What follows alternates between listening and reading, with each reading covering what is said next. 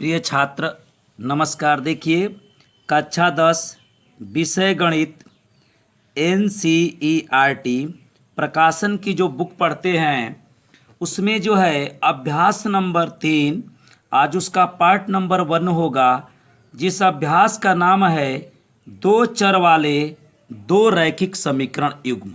ठीक है, युग्म मतलब होता है जोड़ा। सबसे पहले जो है आज मैं जो तीसरा अध्याय आप पढ़ेंगे दो चर वाला दो रैखिक समीकरण, थोड़ा सा वीडियो लंबा होगा लेकिन जितने भी कंसेप्ट उस अध्याय में प्रयोग होंगे उसको मैं समझाने का प्रयास करूंगा।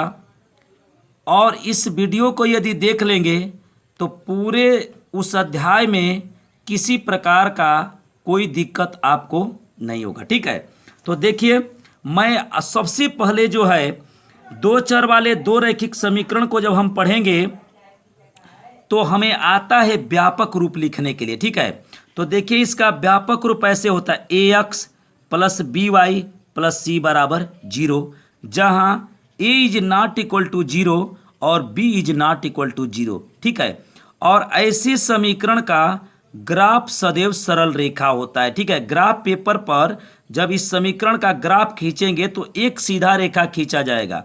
इसमें a b c जो है वास्तविक संख्या होती है।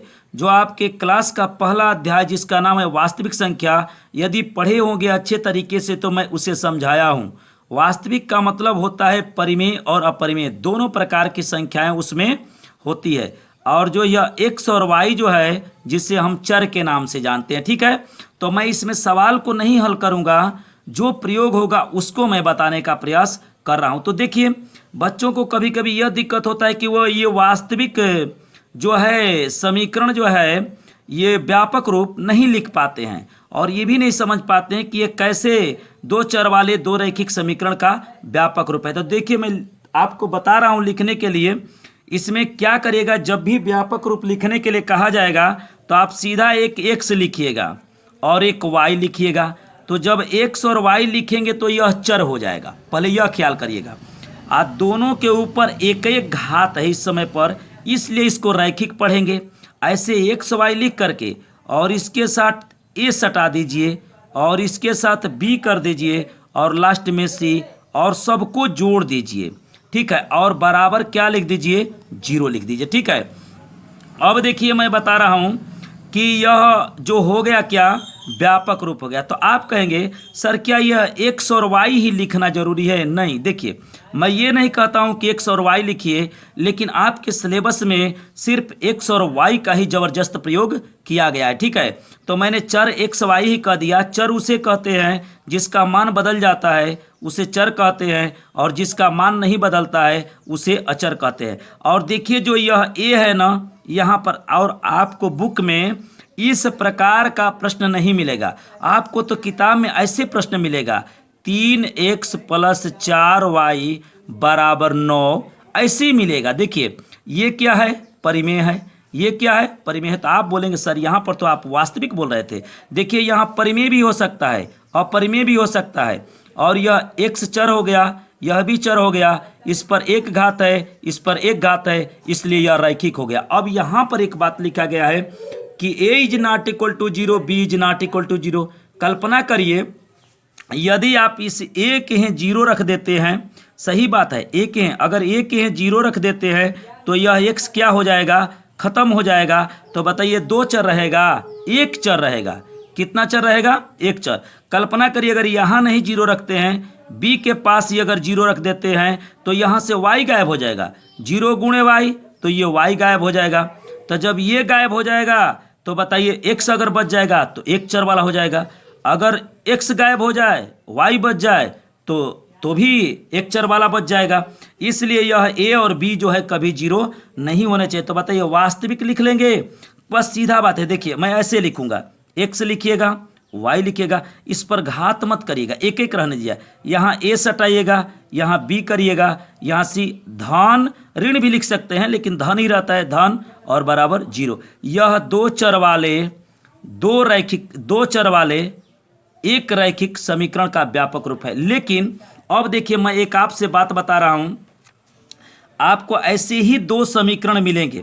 अगर दो लिखने के लिए कह दिया जाए तब कैसे लिखेंगे, तो आप ऐसे लिखिए ए एक्स, देखिए वाई लिखिए, सी लिखिए, यहाँ पर बी कर दीजिए, जोड़ दीजिए यहाँ पर, ठीक है। और फिर अगर दो लिखना है ना, दो चर वाला, देखिए ये दो चर है, एक रैखिक है, और दो लिखने के लिए कहा जाए तो फिर एक्स लिखिए, वाई लिखिए, अब यहाँ पर ए कर दीजिए, यहाँ पर बी और यहाँ पर सी। चूकिएगा मत, इस वीडियो को देखने एकदम बढ़िया से देखिएगा। बेसिक कंसेप्ट है, सवाल तो मैं बना ही दूंगा, लेकिन इसी के आधार पर पूरे सवाल बनेंगे। और यहाँ पर प्लस लिखिए, यहाँ पर प्लस लिखिए, ठीक है। बताइए इस व्यापक को आपने कितनी बार लिख दिया? 2 बार लिख दिया। कितनी बार लिख दिया? 2 बार लिख दिया, ठीक। और जो पहला समीकरण है, या तो इसको पहला मानिए या इसको पहला मानिए। तो यहाँ पर पहला माने तो 1 लिखिए, यहाँ पर 1 लिखिए और यहाँ पर 1 लिखिए। तो बताइए यह दो चर हो गया और यह ए बी सी क्या हो गया? वास्तविक हो गया। इस पर घात 1 हो गया, तो दो चर वाला एक रैखिक समीकरण हो गया। और इसमें 2 लिखिए, इसमें 2 लिखिए और इसमें 2 लिखिए, तो यह भी दो चर वाला एक रैखिक समीकरण हो गया, क्योंकि इस पर भी घाते 1 है। तो आप कहेंगे सर यहाँ पर 2 लिखवाएं, क्या यहाँ पर 2 नहीं लिख सकते हैं? यहाँ पर 2, तो देखिए एक मैं बात बता रहा हूँ, आप कहीं पर भी लिख सकते हैं, लेकिन एक ख्याल करिएगा, जब 3 समीकरण आपसे लिखने के लिए कहा जाए तो लिख करके पहले में 1 1 लिखिए, दूसरे में 2 2 लिखिए, और यदि तीसरा कह दिया जाए तो आप क्या करेंगे? ऐसे एक्स वाई लिख करके ए बी सी और सबको जोड़ दीजिए, और यहाँ पर 3 करिए, यहाँ पर 3 करिए, यहाँ पर 3 करिए। बताइए 3 हो गया, 3 समीकरण लिख दिए। लेकिन हमें 2 ही से इसमें क्या है? मतलब है, 2 ही से मतलब है। तो समझ में आ गया, आप लिखने के लिए जान गए। अब देखिए, और इस प्रकार का जब 2 समीकरण दिया जाएगा, ठीक है, तो बताइए इसको कितनी विधि से हल करने के लिए कहा जाएगा? तो देखिए यहाँ लिखा गया है 2 चर वाला 2 रैखिक समीकरण को हल करने का प्रकार। तो देखिए 2 चर वाले 2 रैखिक समीकरण को हल करने की 2 विधि है।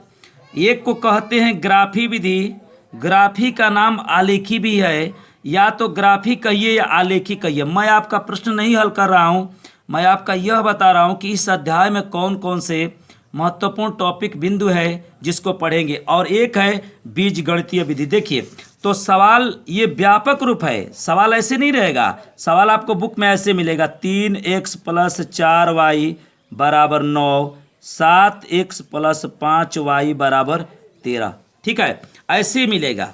तो देखिए ऐसे मिलेगा, लेकिन इसी पर यह व्यापक रूप पर ही समझा। देखिए ये ए है, ये बी है और ये सी है।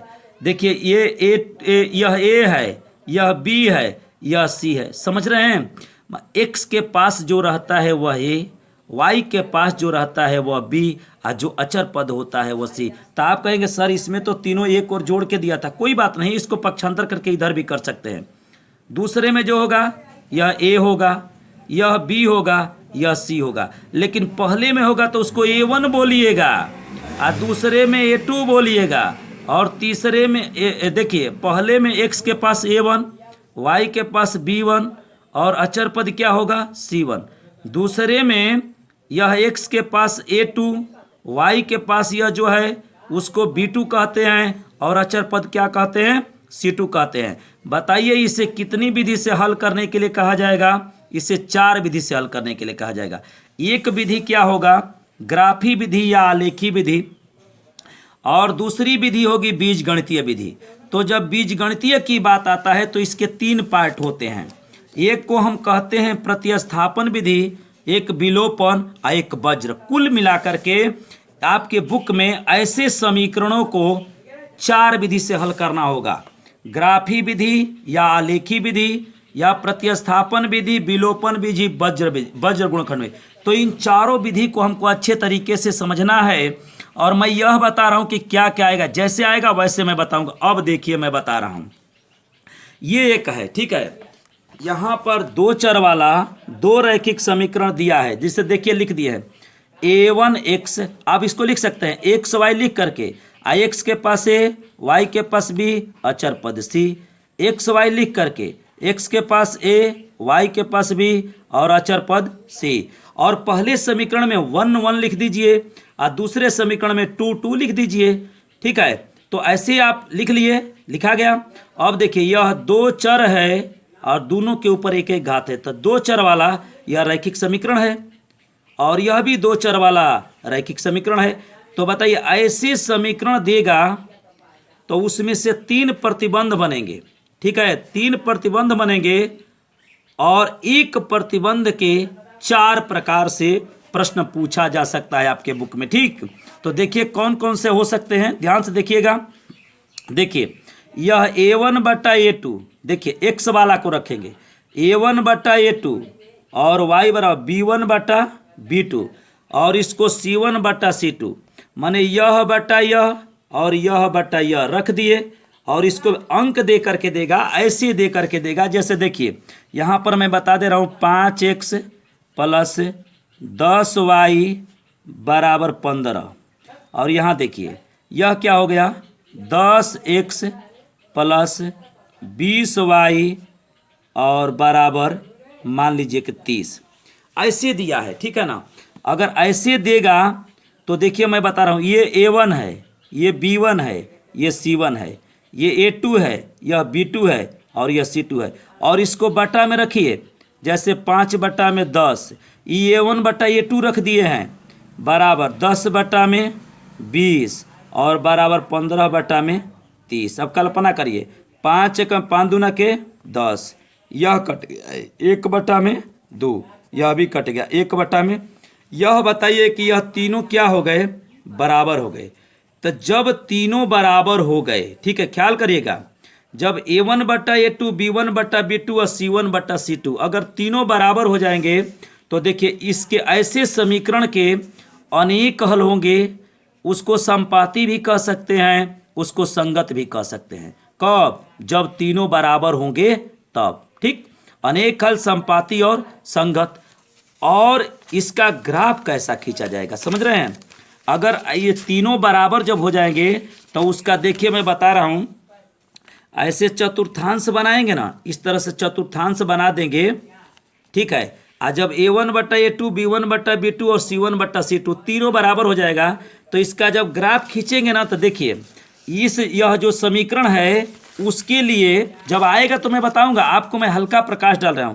एक रेखा ऐसे खींचेंगे, इसके लिए किसी में भी खींचा जा सकता है, यहाँ से भी खींच सकते हैं, यहाँ से भी, कहीं पर भी आ सकता है, हम नहीं जानते हैं कहाँ पर आएगा। तो इसका जो रेखा खींचेंगे और जब इसको ग्राफ पर चढ़ाएंगे ना तो यह दोनों रेखाएं जो है एक दूसरे के ऊपर से ही हो करके जाएगी। समझ गए? जब a1/a2 b1/b2 और c1/c2 बराबर हो जाएगा तो आपका अनेक हल संपाती और संगत होगा और चतुर्थांश में उसका ग्राफ सदैव एक दूसरे के ऊपर खींचा जाएगा। ठीक है, अब जो है अगला मैं बता रहा हूं। अब देखिए यह देखिए a1/a2 माने यह बटा में यह, ठीक, जैसे a1 में a2 बराबर b1 में b2 और बराबर c1 में c2। इसको बटा में रख दीजिए, पुनः इसको बटा में रख दीजिए, पुनः इसको बटा में रख दीजिए। आज जब यह तीनों को बटा में रखेंगे, ठीक है, और ये शुरू वाला बराबर 9 हो, शुरू वाला बराबर 9 हो, ये दोनों आपस में 9 बराबर हो तो जानते हैं इसका हल होगा अद्वितीय, केवल एक बिंदु पर प्रच्छेद और उसका संगत। 3 इसके प्रतिबंध होंगे और जानते हैं जो इस प्रतिबंध पर जो प्रश्न सेट करेगा उसका ग्राफ ऐसे खींचा जाए। देखिए यह चतुर्थांश में बनेगा ग्राफ पेपर पर, ठीक है, जिसको मैं पीछे भी थोड़ा सा बताया हूं, ठीक है, दूसरा अध्याय में। अब देखिए इसके लिए एक लाइन कहीं पर भी खींच दीजिए, कहीं पर भी ऐसे खींच दीजिए। मान लीजिए कि मैंने यहीं पर खींच दिया, जब सवाल आएगा तो बताएंगे। अब इसका जब आप ग्राफ खींचेंगे तो इस रेखा को, इसका जो बिंदु होगा कहीं ना कहीं क्या करेगा, काटेगा। ठीक है, जब शुरू में बराबर 9 हो तो जब ये ग्राफ आप खींचेंगे तो दोनों रेखाएं जो है एक दूसरे को कहीं ना कहीं क्या करेगी, काटेगी। कब? जब इस प्रतिबंध पर वह सेट हो जाएगा तब। ठीक है, अब देखिए एक चीज मैं बता रहा हूं, इस तरह से सवाल दिया रहेगा। जैसे देखिए मैं बता दे रहा हूं, 3x प्लस 4y धन मान लीजिए कि 9 बराबर 0, और यहाँ कर दे रहा हूँ 5x प्लस 7y धन मान लीजिए कि 13। ठीक है, दो चर हो गए, एक एक घात हो गया तो रैखिक हो गया, यह भी दो चर हो गए, एक घात हो गया तो रैखिक हो गया, तो दो चर वाले दो रैखिक समीकरण हो गए। इससे तुलना करके देखिए, जो चीज़ यह है वही चीज़ यह है। यहाँ पर a1 है, b1 है, c1 है, यहाँ पर a2 है, b2 है और c2 है। अब इसको रखिए 3/5 बराबर 4/7 बराबर 9/13। यह बताइए कि 3/5 और 4/7 ये आपस में बराबर हैं? ये 3/5 और 4/7 आपस में बराबर हैं? ये नहीं बराबर हैं। ठीक है, तो आप कहेंगे सर ये तो ये भी नहीं बराबर है, यहाँ पर भी नहीं बराबर है। ठीक कह रहे हैं, यहाँ पर भी नहीं बराबर है, लेकिन शुरुए में हमको चेक किए तो बराबर नहीं मिल गया। बताइए इस समीकरण का कैसा हल होगा? जानते हैं कैसा हल होगा? जब ये बटा में रखे और शुरू में यह a1/a2 b1/b2 बराबर नहीं मिला, तो बताइए इसका हल कैसा होगा? देखिए अद्वितीय होगा, केवल एक बिंदु होगा, ये 3 मैटर है और संगत होगा। और ग्राफ इसका खींचेंगे तो कैसा होगा? जब ग्राफ पेपर पर खींचेंगे हम, तो इस समीकरण के लिए एक रेखा खींचेंगे और इस समीकरण के लिए एक रेखा खींचेंगे, और दोनों रेखाएं आपस में एक दूसरे को क्या करेगी? काटेगी। अब चलिए देखते हैं, एक तीसरा है प्रतिबंध, ध्यान दीजिए। देखिए यह दो चर है, एक रैखिक समीकरण, दो चर है x और y, एक रैखिक समीकरण, यह दोनों के ऊपर एक एक घात से रैखिक है। अब देखिए इसको रखिए a1/a2 बराबर b1/b2 बराबर c1/c2। ठीक है, और शुरू का ये अंत वाला बराबर न हो, ये लास्ट वाला बराबर न हो, तो जो दो चर वाला दो रैखिक समीकरण इस प्रतिबंध पर, देखिए यदि इस प्रतिबंध पर सेट होता है, इस पर सेट हो जाता है, ठीक है, तो जानते हैं उसका क्या हल होगा? मैं लिखा हूं, समानांतर होगा, कोई हल नहीं होगा और असंगत होगा। और इसका ग्राफ जैसे इस तरह से दिया है, देखिए 3x प्लस 4y बराबर 9, मान लीजिए कि धन 9। यहाँ पर देखिए, यहाँ पर लिख दे रहा हूँ 6x प्लस 8y धन मान लीजिए कि 13।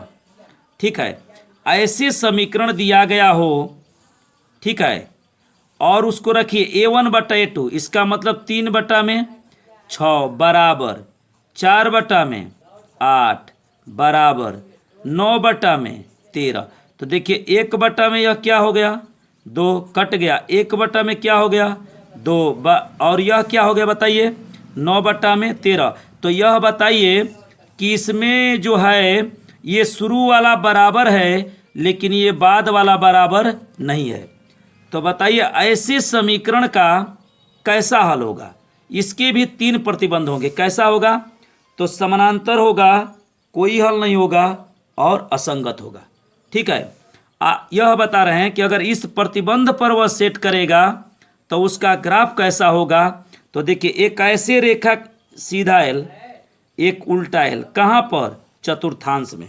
ठीक, और इस रेखा के लिए एक ऐसे लाइन खींचिएगा और पुनः इसके लिए एक लाइन खींचिएगा, तो इस प्रतिबंध पर जो सेट होगा उसका ग्राफ सदैव ऐसे समानांतर होगा।